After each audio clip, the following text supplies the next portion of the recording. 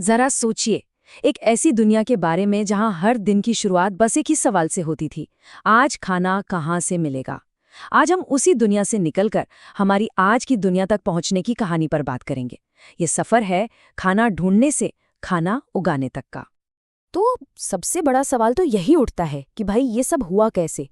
मतलब हमारे वो पूर्वज जो हर रोज सिर्फ पेट भरने के लिए यहाँ वहाँ भटकते रहते थे, वो आखिर कैसे एक दिन रुक गए और उन्होंने जमीन से दोस्ती कैसे कर ली।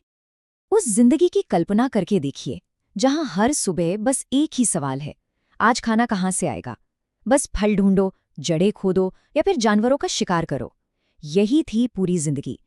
कोई गारंटी नहीं थी कि कल खाना मिलेगा भी या नहीं। तो देखिए, एक तरफ थी जिंदगी जो कभी रुकती नहीं थी, हमेशा सफर में, और दूसरी तरफ एक जगह बसने की शुरुआत। ये सिर्फ खाना खाने का तरीका नहीं बदला था, नहीं, ये तो इंसान के समाज बनाने की पहली सीढ़ी थी। सच पूछिए तो एक असली क्रांति। तो सवाल ये है कि ये बदलाव आया कैसे। क्या किसी ने उन्हें सिखाया था? बिल्कुल नहीं। जवाब तो खुद नेचर में, प्रकृति में ही छिपा था।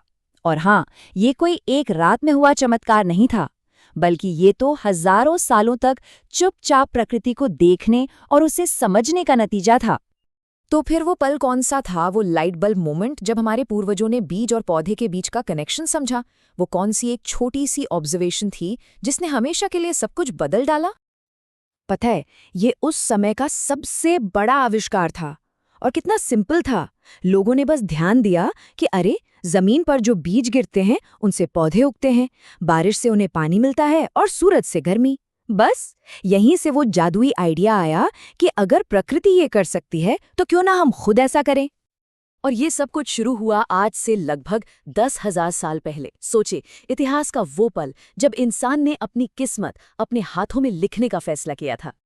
अच्छा, अब जब पौधे उगाने का राज पता चल गया तो अगला कदम क्या होना था?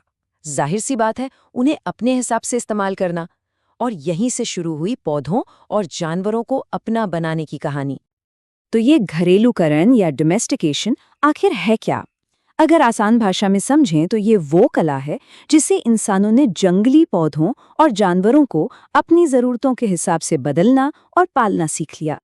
शुरुआत हुई उन फसलों से जो सबसे ज्यादा काम की थीं, जैसे कि गेहूं, जौ और चावल।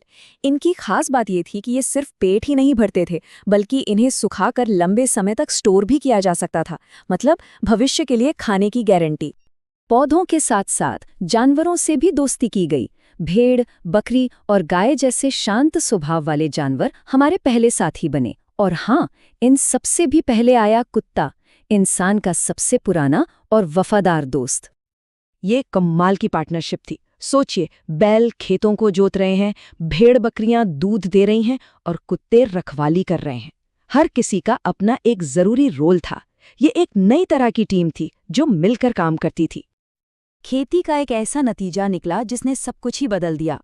अब इंसान यहाँ वहाँ भटक नहीं सकता था। अरे भाई, अपनी फसलों की देखभाल के लिए उसे एक जगह रुकना ही पड़ा। और इसी एक जरूरत ने दुनिया के पहले गांवों को जन्म दिया। एक जगह बसने का मतलब क्या था? इसका मतलब था पक्के घर बनाना, जो अनाज ज्यादा हो गया है उसे भविष्य के लिए बचाकर रखना, और सबसे जरूरी, एक साथ मिलकर रहना। यहीं से तो पहली बार पड़ोसी और समुदाय जैसे आइडियाज पैदा हुए। और इस कीमती अनाज को चूहों और नमी से बचाने के लिए क्या किया? बनाए गए मिट्टी के बड़े बड़े बर्तन और अनाज के लिए खास घर, जिन्हें हम ग्रेनरीज कहते हैं। ये सिर्फ स्टोरेज नहीं था, ये फ्यूचर प्लानिंग थी। खेती ने सिर्फ हमारे रहने का तरीका नहीं बदला, इसने नए नए आविष्कारों को भी जन्म दिया। खेती को और आसान बनाने के लिए नए और बेहतर औजारों की जरूरत पड़ी, जिनके निशान आज भी हमें जमीन के नीचे दबे मिलते हैं। अब देखिए, औजारों में कैसे बदलाव आया। पत्थरों को घिस-घिस कर ज्यादा तेज और शार्प बनाया गया। फसल काटने के लिए खास तरह की दरांती बनाई गई। सही मायनों में ये उस जमाने की हाई-टेक टेक्नोलॉजी थी। और ये सब सिर्फ कही सुनी बातें नहीं हैं, इसके पक्के सबूत हैं। आज के पाकिस्तान में मेहरगढ़ जैसी जगह पर हमें सबसे पुरानी खेती के सबूत मिलते हैं। कश्मीर के बुर्ज होम में लोग गड्ढों में घर बनाकर रहते थे, और बिहार के चिरांद में तो चावल के दाने तक मिले हैं। ये सबूत हमें उस दौर की एक असली झलक देते हैं। तो चलिए इस पूरे सफर को एक बार फटाफट से देखते हैं। पहला कदम, खाने की तलाश और शिकार। दूसरा कदम, प्रकृति को गौर से देखना और समझना। तीसरा कदम, पहले बीज बोना। चौथा कदम, जानवरों को साथी बनाना। और पांचवा और आखिरी कदम, बसे हुए गांव और एक बिल्कुल नई जिंदगी की शुरुआत। तो एक बात हमेशा याद रखने वाली है, ये सिर्फ पेट भरने का नया तरीका नहीं था। ये इंसान के सोचने, रहने और एक दूसरे के साथ रिश्ते बनाने के तरीके में आया सबसे बड़ा बदलाव था। एक पूरी की पूरी क्रांति।